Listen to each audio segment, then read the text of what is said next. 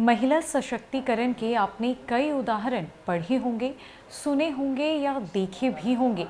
लेकिन एक गांव ऐसा है जहां पर कई मायनों में सामाजिक दायरे को तोड़ा जाता है। ये गांव इसीलिए प्रसिद्ध है क्योंकि ये सामाजिक दायरों को तोड़ने वाला गांव माना जाता है।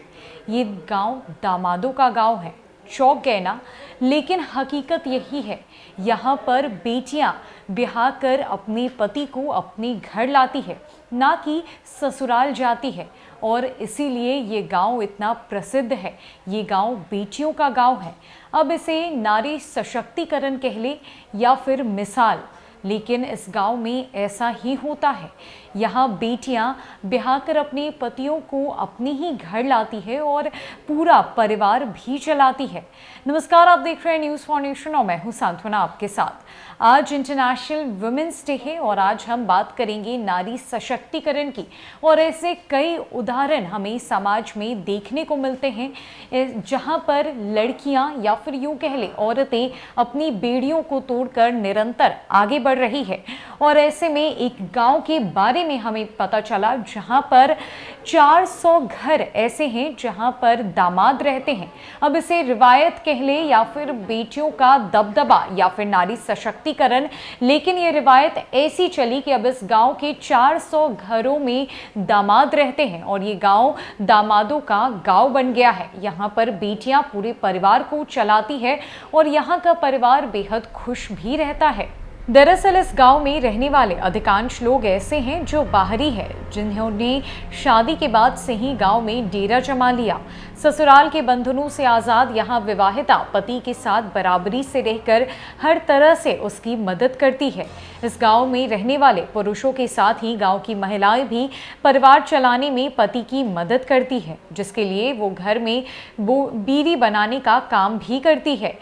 इससे होने वाली आय को वो परिवार के भरण पोषण में खर्च करती है। ये सिलसिला गांव में नया नहीं है। दशकों से दामादों ने यहाँ परिवार बसा रखा है।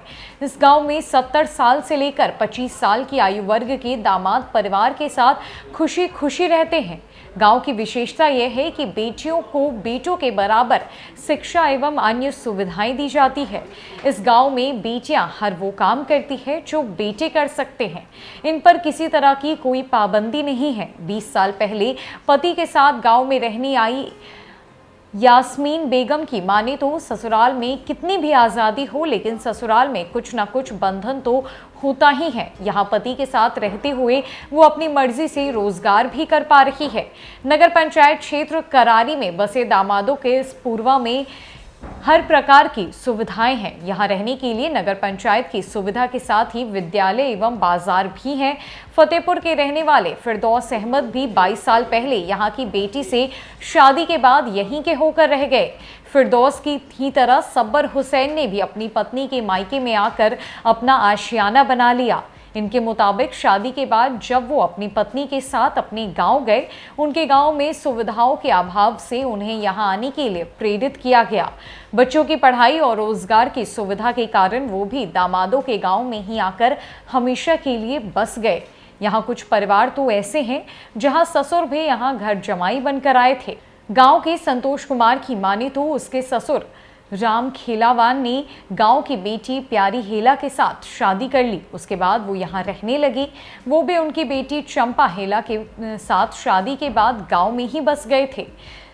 सभासद यशवंत यादव के मुताबिक महिला और पुरुष साथ काम करते हैं, इसीलिए घरेलू विवाद भी कम होते हैं। बाहर से आकर बसने वालों का सम्मान वैसा ही होता है जैसे घर के दामाद का होता है। इसीलिए लोग यहाँ आकर यहीं रहना चाहते हैं। हर सुविधा का ख्याल भी रखा गया है। आपको बता दें कि महिला सशक्तिकरण के कई उदाहरण आपने समाज में देखे होंगे, लेकिन कौशाम्बी के करारी नगर का पूर्वा गांव कई मायनों में सामाजिक दायरों को तोड़ने वाला है। ये दामादों का गांव है। परंपरा कहिए या महिलाओं की शक्ति, शादी के बाद पतियों के यहाँ आकर बसने की रवायत ऐसी चली है कि अब 400 परिवारों की यही कहानी है। शादी होने के बाद बेटों को ब्याह कर बेटियां यहाँ आकर पूरा परिवार भी चला रही है। ये ज़रूरी तो नहीं कि अगर बेटी ब्याही जाए तो वो अपनी ससुराल में ही जाकर बस जाए, और चाहे ससुराल कैसा भी हो, कुछ ना कुछ बंदिशें वहाँ पर लगनी ही होती है। लेकिन उत्तर प्रदेश का एक पूर्वा गांव है जहाँ पर बेटियां ब्याह कर पतियों को अपने घर वापस ले आती है और वहीं बस जाती है, और इससे उनके पति भी बेहद खुश है। पारिवारिक झगड़ा भी नहीं होता, परिवार भी बेहद आराम से चल रहा है। और इस गांव में ये रिवायत कहे या परंपरा या महिला सशक्तिकरण, इस गांव के 400 घर अब ऐसे हो गए हैं जहां पर उनके घर जमाई वहीं आकर बस गए और बेहद खुश भी है। सिर्फ इतना ही नहीं, वहां की बेटियां घर चलाने में भी अच्छी खासी मदद करती है, अपनी पतियों का हाथ भी बटाती है और घरों को भी चलाती है। फिलहाल के लिए इस रिपोर्ट में इतना ही है। कई अपडेट्स के लिए हमारे साथ बने रहे न्यूज़ फाउंडेशन में। नमस्कार।